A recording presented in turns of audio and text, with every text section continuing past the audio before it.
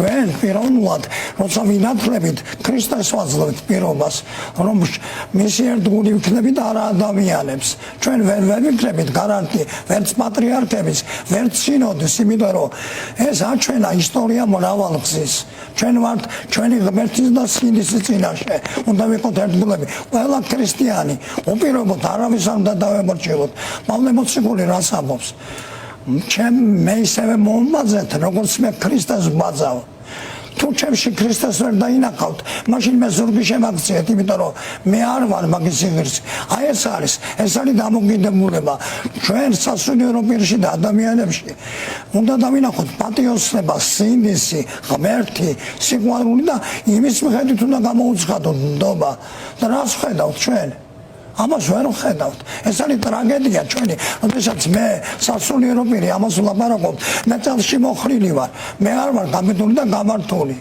იმიტომ რომ მე მინდა ჩემი წლების თავარი გამოდიოდეს ის იყოს ვერც შემართული და იცავდეს თავის საწყოს თავის ხალხს და აღხნევდეს მას ქრისტე რატომ მოვიდა თავისუფლებისთვის რომ ჩვენ მონებიდან აზნაურები გავხტარიყავით და არა მონები, იმიტომ რომ მონობა ეშმაკის შემოსულია, როდესაც კედლები აშენდა ადამიანს შორის, ენებსა და ერებს შორის, ქალსა და მამაკაცს შორის.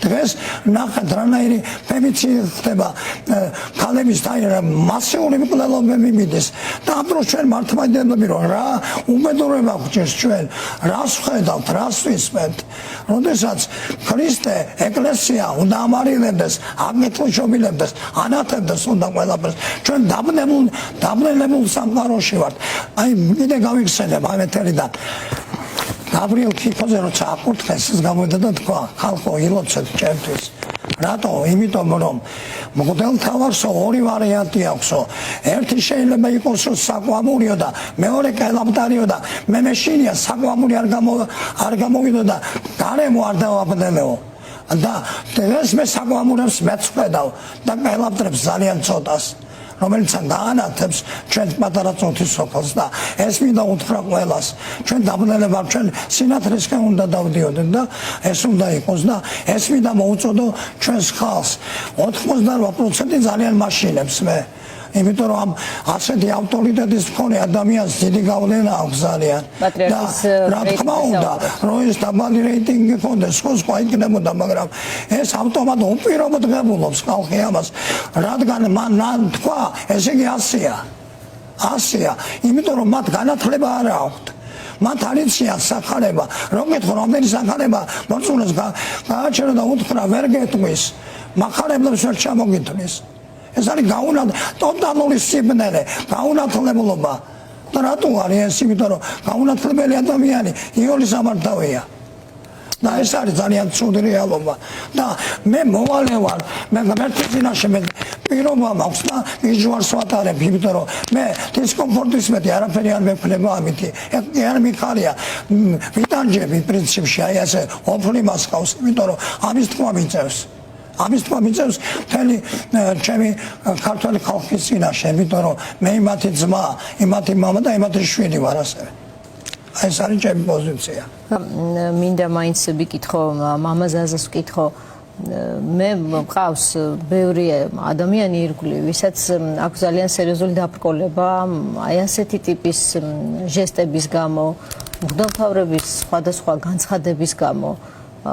არის რაღაცნაირი ტიპის პრობლემა, გაუცხოება, ხო? იმ წიაღთან, საიდანაც მართლმადიდებლები გამოვიდნენ და სურთ რომ თქვათ, რაღაცა პერიოდულობით მიაკითხონ, იქნება ეს საკვირაო წირვა იქნება, თუ ზოგადად მოძღვარი იქნება, თუ ასე შემდეგ, ხო? რაღაცნაირად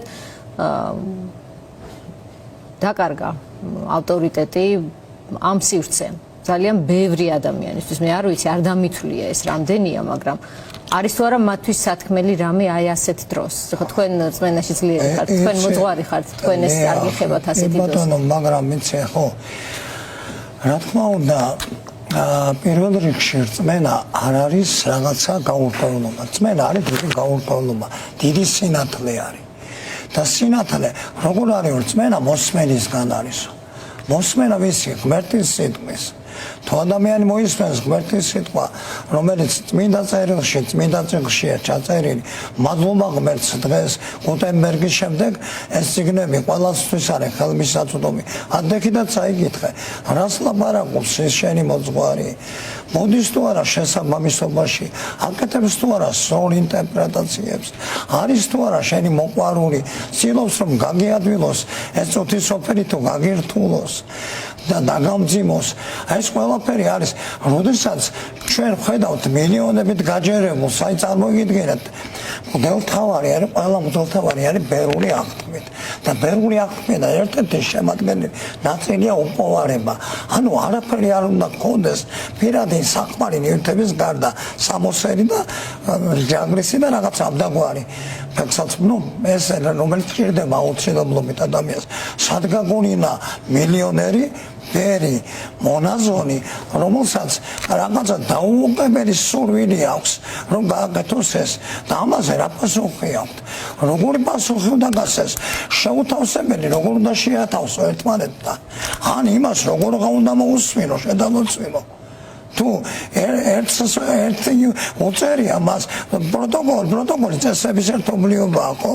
მონაზონს 4 აღთქმა ქალწულება, ერთ-ერთი არის უპოვარება, არაფრის ქონა არ არის. არ ჭირდება ბერს არაფერი.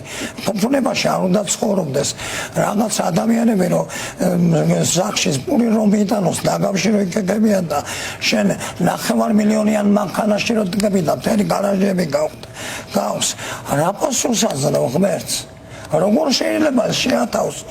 როგორ შეიძლება ასეთი ადამიანები ჩვენ მივიღოთ საერთოდ? საწერია ეს და თუ რამე მოხდება ჩვენი ბრალია, იმიტომ რომ ჩვენი პასიურობის, ჩვენი ურწმუნოების რწმენა პირჯვისერა გერალი და თავზე საბურავის გაკეთება, ქალი რო შედის და მევა და ხატებს აკოცებს, ეს მაიმუნმაც შეიძლება გააკეთოს, ხატებს იმანაც შეიძლება აკოცოს და ლოშნა დაუწყოს.